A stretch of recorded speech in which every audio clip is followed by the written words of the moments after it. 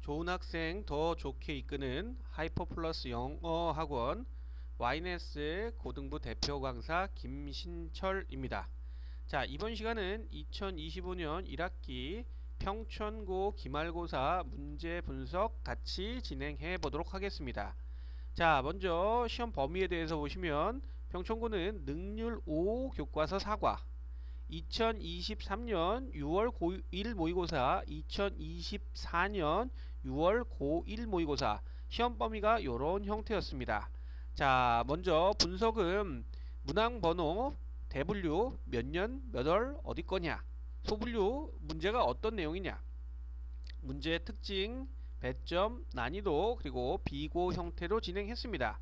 자, 천천히 스크롤링 해 드릴 테니까 필요한 부분 보시고 내가 어떤 유형의 문제를, 어떤 난이도의 문제를, 어떠한 특징을 가진 문제를 틀렸다, 아니면 우리 아이가 어떠한 문제를 틀리고 어떠한 문제에 대한 학습이 더 필요하다라는 거 천천히 스크롤링 해 드릴 테니까 틀린 부분 한번 확인해 보시면 될 것 같습니다. 자, 여기 보시면 색깔이 달라진 부분이 하나, 둘, 셋, 넷. 자, 이렇게 총 4개가 색깔이 달라진 형태가 있죠. 얘는 문제가 변형된 문제다 라고 보시면 될 것 같습니다. 자, 먼저 기본적인 내용 보시면, 자, 문항수 대비 문제 형태 분석해 보시면 총 문항수는 26문제. 이 중에 어휘가 4문제, 어법이 아니라 어휘가 4문제, 단어죠. 그 다음에 어법이 3문제, 빈칸한성이 4문제, 순서가 5문제, 내용과 관련된 게 8문제, 기타, 여기 보면 논술형 1번, 2번 이 영작과 관련된 문제가 2문제 있더라 라는 겁니다. 그래서 학교의 형태 분석을 크게 보시면 순서나 내용에 관련된 문제가 많다. 내용에 관련된 문제나 순서에 관련된 문제, 그리고 순서에 관련된 문제는 지문이 변형이 많지 않으니까 원문 그대로 나온 형태의 문제들이 많다.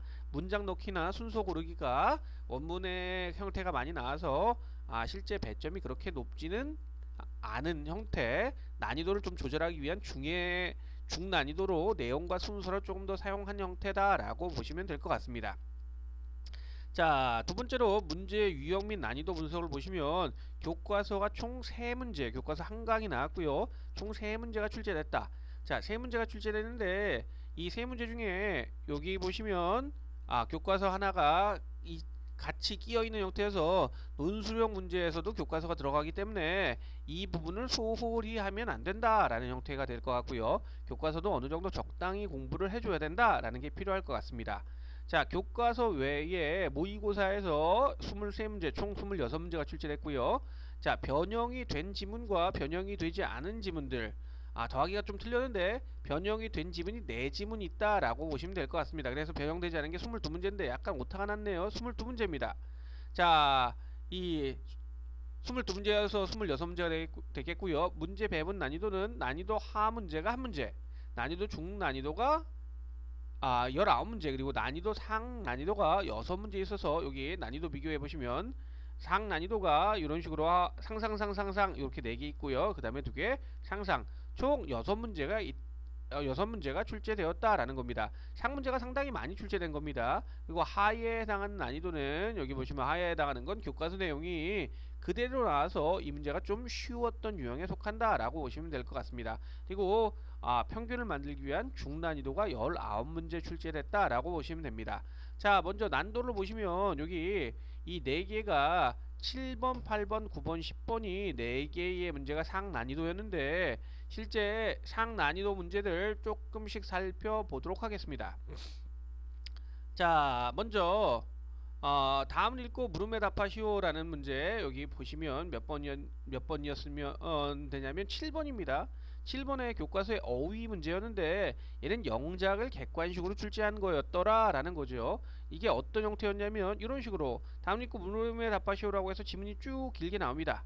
자, 지문이 쭉 길게 나오는데 여기 보시면 뒤에 act on children부터 쭉 이렇게 나옵니다. 이 내용은 16세 미만 아동이 학교 수업 시간 동안 공장에서 일하는 것을 불법으로 하는 법안을 통과시켰다라고 해서 요런 맨 마지막 형태였는데, 자, 문제 보시면 7번에 밑줄 친 A의 18개의 단어를 괄호 안에 따라 순서대로 배열할 때 일곱 번째 올 단어로 올인데 이것도 오타 났네요. 올 단어로 가장 적절한 것을 고르시오라는 문제입니다. 즉 이 문제를 영작을 하고 영작에서 정확한 순서를 알아야지 정확한 정답을 풀 수 있는 문제였죠. 실제로 주관식 서술형에 해당하는 영작 문제를 이렇게 집어넣어서 변형한 형태였다. 정확한 순서를 알지 못하면 맞추지 못하는 문제였다라는 겁니다. 그래서 영작과 원래 평촌고가 주관식 서술형 배점이 30점으로 가장 높은 학교였다가 지금 이제 주관식 서술형 비율이 좀 줄었죠. 주관식 서술형 비율이 이렇게 15점으로 줄었는데 아까와 같은 변칙 형태 7번과 같은 변칙 형태에서 객관식의 주관식의 형태를 집어넣은 형태의 문제였다라고 해서 문제가 상당히 어렵고요. 그 다음에 어법 문제가 아까도 말씀드렸지만 세 문제가 출제되었습니다. 어법 문제가 세 문제가 출제되는데 여기 보시면 어법이 이렇게 총 3개가 나오죠. 이 객관식 7번 다음에 8번, 9번, 10번인데 얘네가 다 상입니다. 지문의 변형이 되진 않았는데 보기 내용이 상당히 어렵습니다. 자, 그럼 어법 문제 한번 살펴보겠습니다. 어법 문제 살펴보면 여러분이 보시기에 이쪽 부분이 원래 문제입니다. 이쪽 부분이 모의고사 원래 문제예요. 자, 여기 보시면 모의고사 지금 24년 여기죠. 23년이네요. 23년 37번 문제입니다. 23년 37번 문제 이 지문이 요렇게 나왔고요. 얘는 원래는 순서를 고르는 문제였습니다. 원래는 이렇게 자, 우리 박스 뒤에 연결될 A, B, C의 순서로 적절하는 것을 고르시오라는 문제인데 이 문제가 어떤 식으로 출제됐냐면 이런 식으로 출제됐습니다. 순서를 원래대로 바꿔놓고 여기 매니저부터 레이버였죠. 자, 매니저부터 쭉 가서 레이버까지 나왔고요. 그 다음에 이제 메이킹 모스트 쭉 나오면 여기 메이킹부터 쭉 나오겠죠. 메이킹부터 맨 마지막에 폴리쉬드라는 걸로 끝나면 여기 메이킹부터 해서 쭉 폴리쉬드 끝나고요. 그 다음에 원워커 자, 여기 원워커부터 타스크까지 자, 그러면 이 문장에서도 원워커부터 쭉 진행돼서 이렇게 perform tasks 여기까지 나오고요. because부터 before 여기까지 순서를 고르는 문제에서 그대로 문제는 출제됐는데 문제는 어법을 맞고 틀리고를 고르는 게 아니라 어법의 개수를 고르는 문제였습니다.